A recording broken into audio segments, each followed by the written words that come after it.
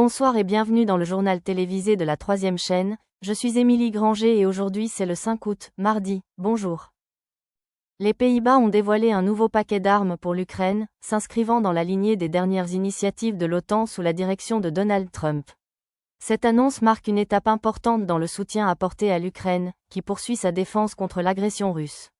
Ce paquet comprend des armes de pointe et une aide militaire supplémentaire visant à renforcer les capacités de l'Ukraine sur le front. Le gouvernement néerlandais s'est engagé à fournir de l'artillerie, des chars et d'autres fournitures essentielles pour garantir la défense de la souveraineté et de l'intégrité territoriale du pays. Cette décision fait suite aux pressions croissantes exercées sur l'OTAN pour qu'elle renforce son soutien à l'Ukraine dans le contexte de l'invasion russe en cours. La décision des Pays-Bas s'inscrit également dans un effort plus large des membres de l'OTAN visant à intensifier leur assistance militaire, suite aux appels pressants de Trump en faveur d'une augmentation des dépenses de défense et du soutien à l'Ukraine. L'alliance de l'OTAN a adopté une position de plus en plus unifiée, visant à dissuader toute nouvelle avancée russe et à stabiliser la région.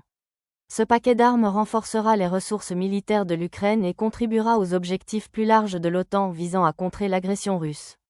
Les Pays-Bas sont un allié constant de l'Ukraine, et cette annonce souligne l'engagement continu du pays à soutenir son partenaire dans ce conflit critique. La situation militaire en Ukraine restant instable, le soutien international est crucial pour les efforts de défense de l'Ukraine, et ce dispositif est considéré comme une contribution essentielle aux objectifs de sécurité collective de l'OTAN. Les États-Unis ont réorienté leur stratégie concernant le conflit de Gaza, visant une résolution plus rapide grâce à des efforts diplomatiques intensifiés et à des pressions accrues sur les dirigeants israéliens et palestiniens. Brett McGurk, coordinateur du Conseil de sécurité nationale de la Maison-Blanche pour le Moyen-Orient, a souligné la nécessité d'une nouvelle approche pour mettre fin à la guerre en cours. Ce changement de stratégie est motivé par le lourd bilan du conflit, la multiplication des appels internationaux au cessez-le-feu et la volonté d'empêcher une nouvelle escalade dans la région. L'administration Biden subit une pression croissante pour mettre fin aux violences, notamment face à l'aggravation de la crise humanitaire à Gaza. Face à l'augmentation du nombre de morts et à la menace pesant sur la stabilité régionale, les États-Unis réévaluent leur tactique. M. McGurk a souligné qu'une solution purement militaire ne résoudrait pas les problèmes persistants à Gaza et qu'une stratégie politique et humanitaire est désormais essentielle. Ces remarques interviennent dans un contexte d'inquiétude croissante des dirigeants américains et internationaux quant aux implications plus larges de la guerre pour la paix et la sécurité au Moyen-Orient. La clé de cette stratégie réside dans l'engagement diplomatique avec les alliés et les organismes internationaux, ainsi que dans les pourparlers directs avec les autorités israéliennes et palestiniennes. McGurk s'attache à trouver un équilibre entre le soutien militaire à la défense d'Israël et l'acheminement de l'aide humanitaire à la population civile de Gaza.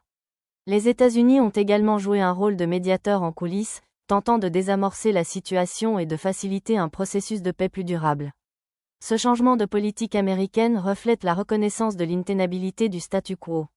Les commentaires de McGurk témoignent d'un changement de position, passant d'une position antérieure plus intransigeante à une stratégie plus nuancée et multidimensionnelle visant à mettre fin aux violences tout en s'attaquant aux problèmes politiques et humanitaires à long terme. Pour l'administration Biden, ce changement représente une reconnaissance de la complexité des dynamiques à l'œuvre à Gaza et une évolution vers des solutions plus globales et axées sur la paix.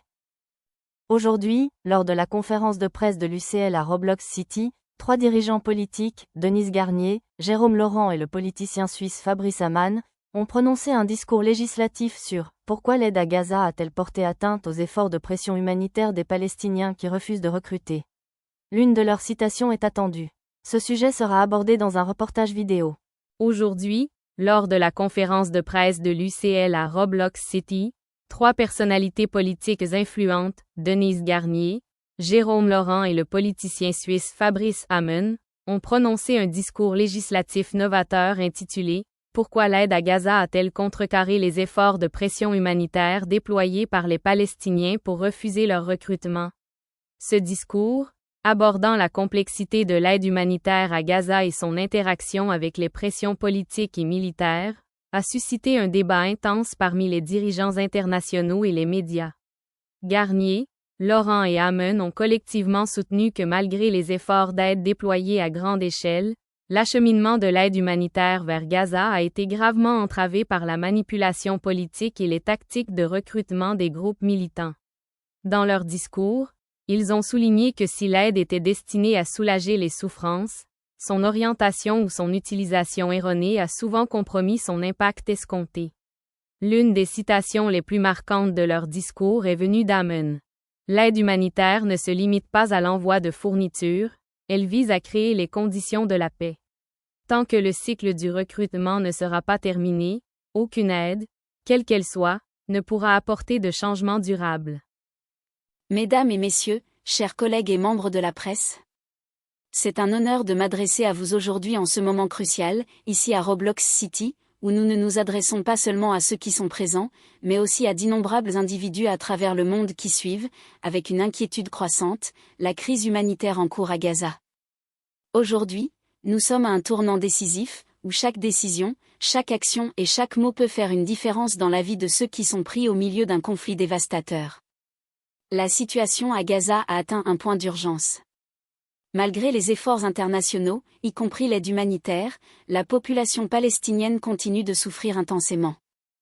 Cependant, malgré tous nos meilleurs efforts, nous devons nous interroger, pourquoi ces efforts n'ont-ils pas donné les résultats escomptés?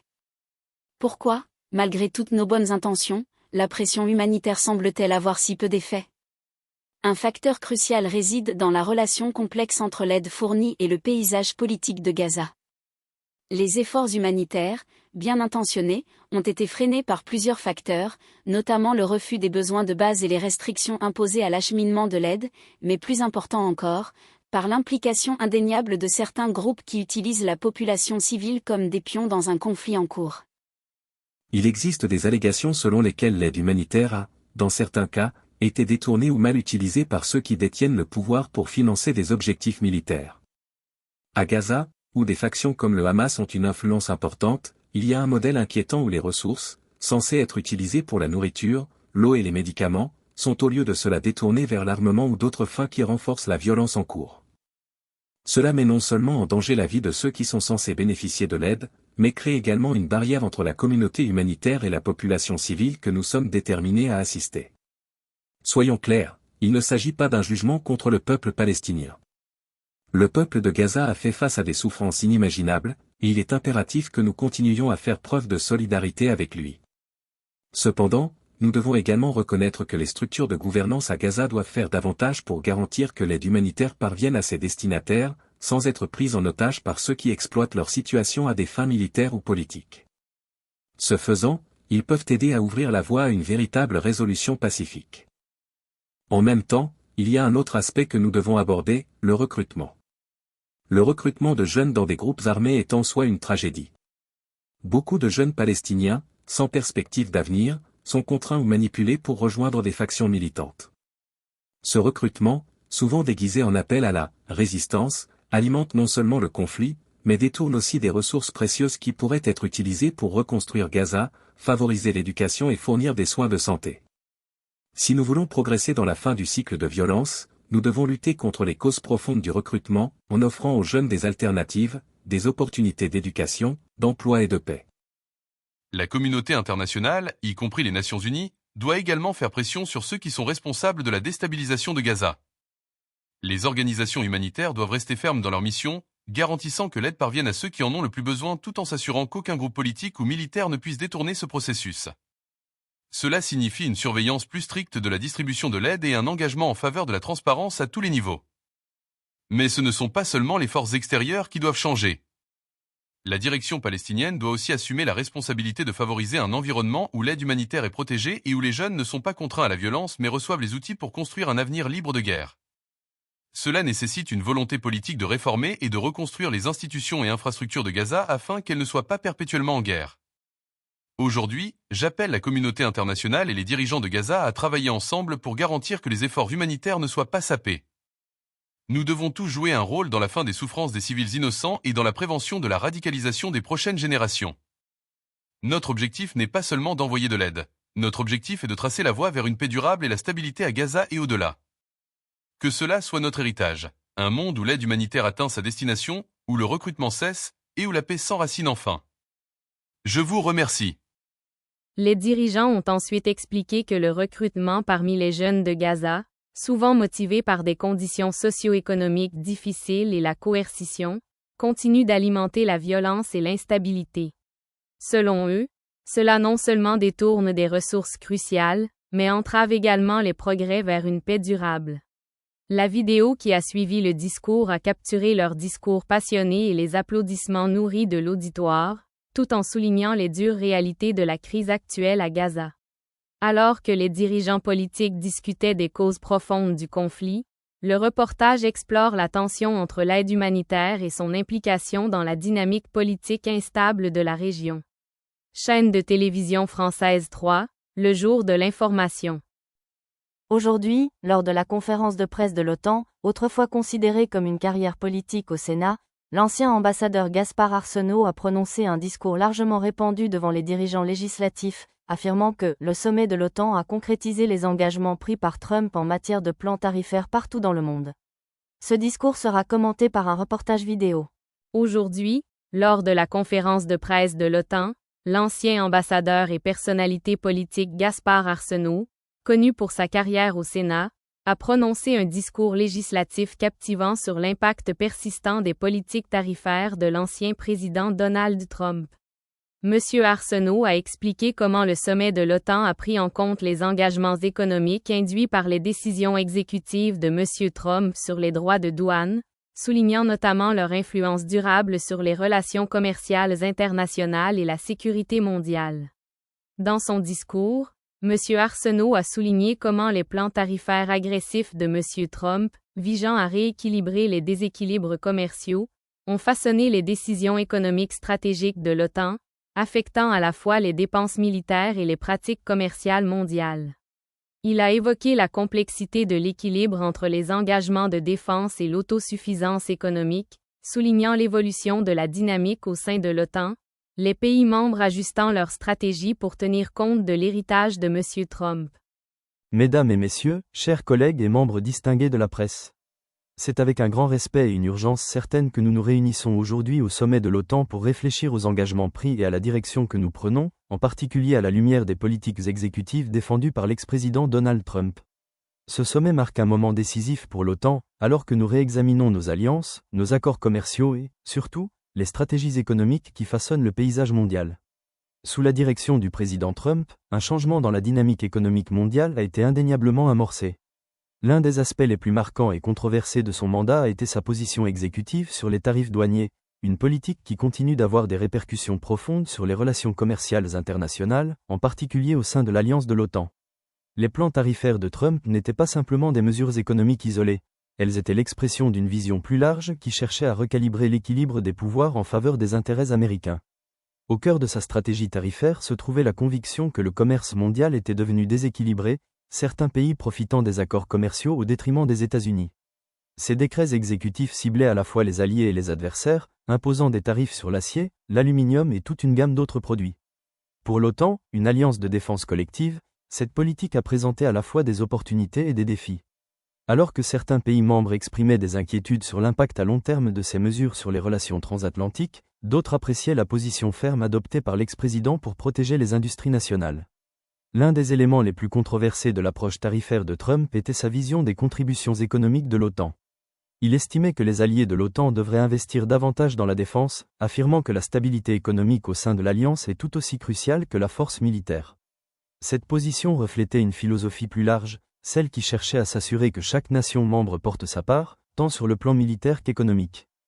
En réponse, l'OTAN a travaillé à s'adapter. Les pays membres ont progressivement augmenté leurs dépenses de défense pour atteindre l'objectif de 2% du PIB. Mais, alors que nous réfléchissons à ces efforts, il est clair que l'influence de Trump reste visible dans les politiques que nous élaborons aujourd'hui. Son insistance sur l'autosuffisance économique, la réduction des déséquilibres commerciaux et la priorité donnée aux intérêts nationaux avant tout, nous rappellent l'interdépendance complexe entre les politiques économiques et les alliances militaires. Nous devons désormais réfléchir à la manière dont ces politiques en évolution affectent notre sécurité collective, nos partenariats internationaux et notre résilience économique à long terme. En tant qu'État membre de l'OTAN, nous devons trouver un moyen d'avancer qui équilibre les dépenses de défense nécessaires et une croissance économique durable.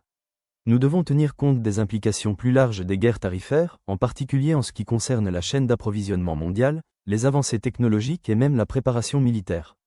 Les tarifs de Trump ont perturbé non seulement les flux commerciaux, mais aussi l'interconnexion qui a défini l'ordre mondial pendant des décennies. Nous devons maintenant naviguer dans cette réalité, comprenant que la stratégie économique est indissociable des objectifs de sécurité que nous poursuivons. Alors que certaines des politiques tarifaires de Trump ont été annulées ou renégociées, l'héritage de ces politiques économiques continue de façonner la manière dont nous interagissons avec le monde. Alors que nous nous réunissons ici aujourd'hui, reconnaissons que ces questions ne sont pas seulement des préoccupations économiques, elles sont fondamentales pour la force et la cohésion de notre alliance. L'OTAN ne repose pas uniquement sur la défense, elle repose sur des valeurs communes, le respect mutuel et la coopération. Nous devons maintenant nous assurer que nos politiques économiques et militaires sont en harmonie, renforçant à la fois nos alliances et notre position mondiale. Pour conclure, les leçons tirées des plans tarifaires de Trump ne doivent pas être ignorées. Elles servent de rappel frappant sur l'équilibre délicat que nous devons trouver entre les intérêts nationaux et la coopération internationale. À mesure que l'OTAN continue de s'adapter à un monde de plus en plus complexe, nous devons nous rappeler que notre force ne réside pas seulement dans nos capacités de défense, mais aussi dans notre capacité à naviguer dans ces défis économiques avec unité et détermination. Je vous remercie. Une partie importante de son discours a porté sur la manière dont les droits de douane ont à la fois tendu et renforcé les liens transatlantiques, notamment dans la mesure où les pays de l'OTAN naviguent entre ces politiques et leurs obligations en matière de défense.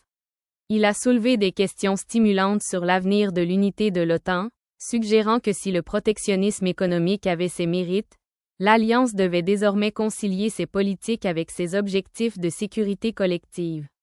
La séquence vidéo suivant le discours a immortalisé le discours autoritaire d'Arsenault, alternant entre ses remarques et les réactions des délégués internationaux présents. Le reportage a exploré en quoi les discussions du sommet sur les tarifs douaniers ne constituent pas seulement un enjeu économique, mais aussi une question d'importance géopolitique stratégique, soulignant les implications plus larges pour l'avenir de l'OTAN, alors qu'elle s'adapte à l'évolution du paysage mondial.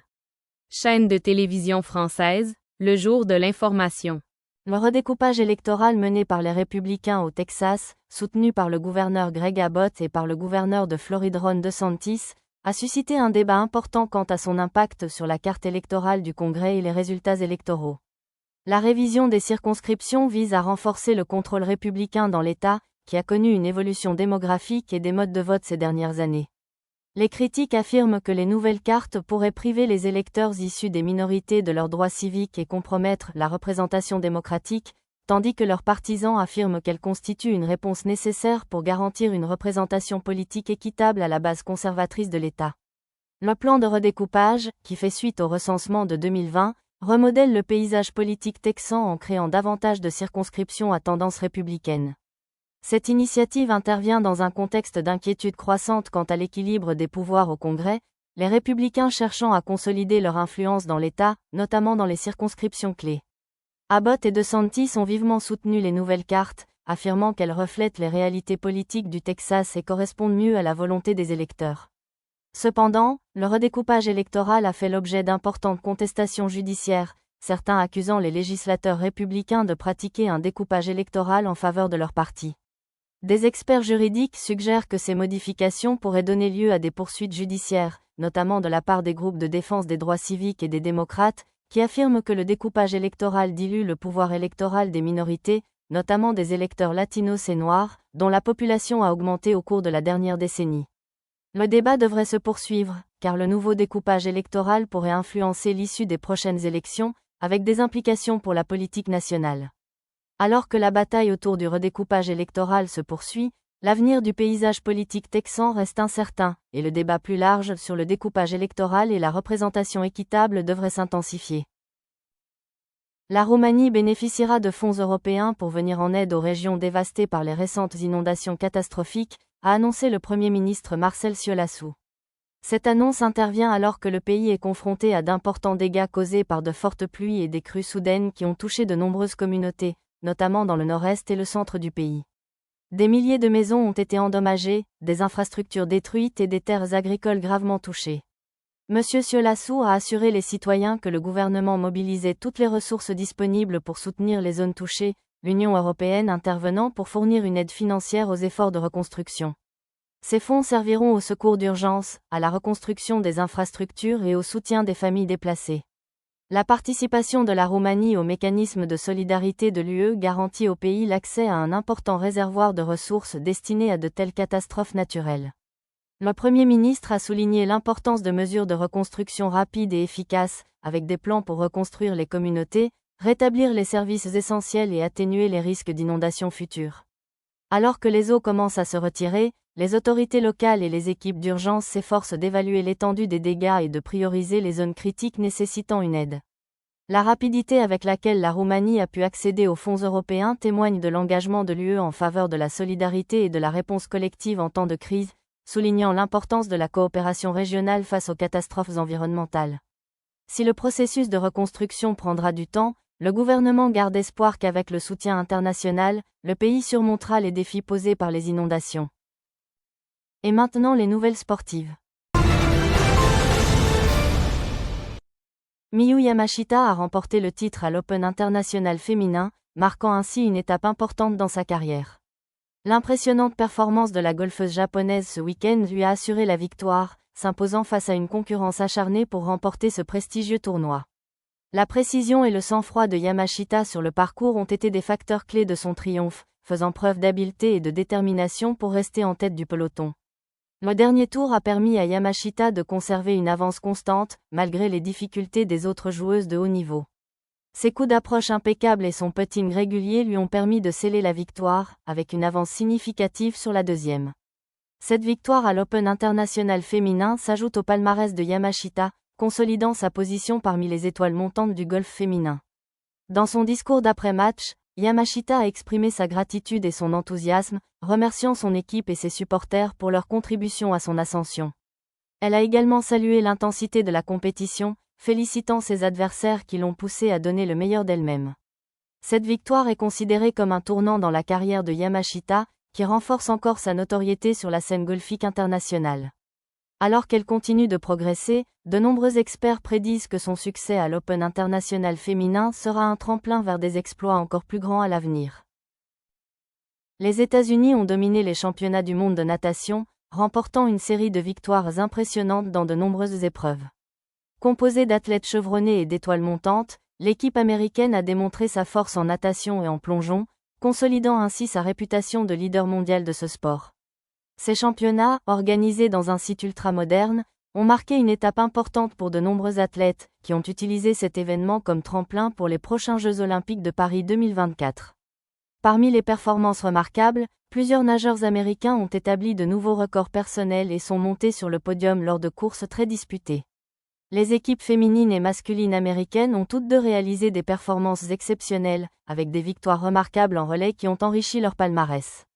Les plongeurs ont également remporté l'or, les États-Unis prouvant leur domination en plongeon synchronisé et individuel. Le succès des championnats du monde de natation de cette année est salué comme un moment clé pour la natation américaine. Entraîneurs et athlètes se remémorent le travail acharné et l'engagement nécessaire pour maintenir un tel niveau de performance. À un peu moins d'un an des prochains Jeux Olympiques, la performance impressionnante de l'équipe américaine laisse espérer des performances encore plus remarquables à Paris.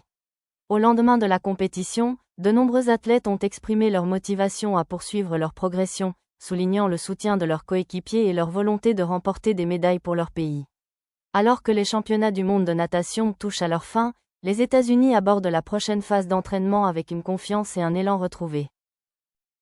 Son Heung-min a confirmé son départ de Tottenham Hotspur, marquant la fin d'une époque pour le club et l'attaquant sud-coréen.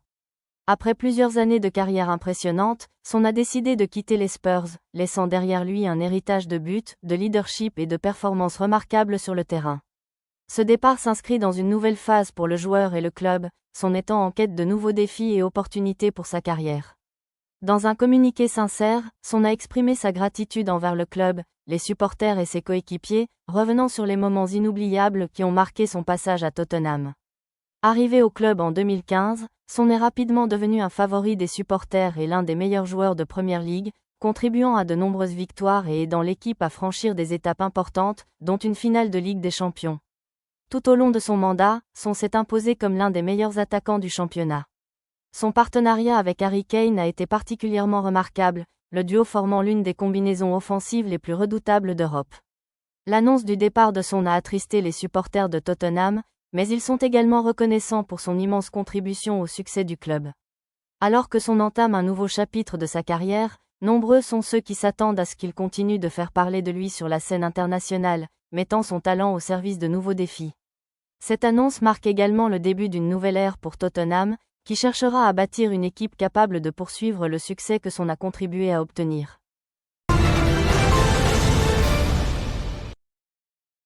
Et merci beaucoup d'avoir regardé le journal télévisé d'aujourd'hui. Ici Émilie Granger, je vous dis au revoir, et le prochain journal sera à la même heure demain avec Mathieu Augustin. Alors passez une bonne journée, bonne nuit et au revoir.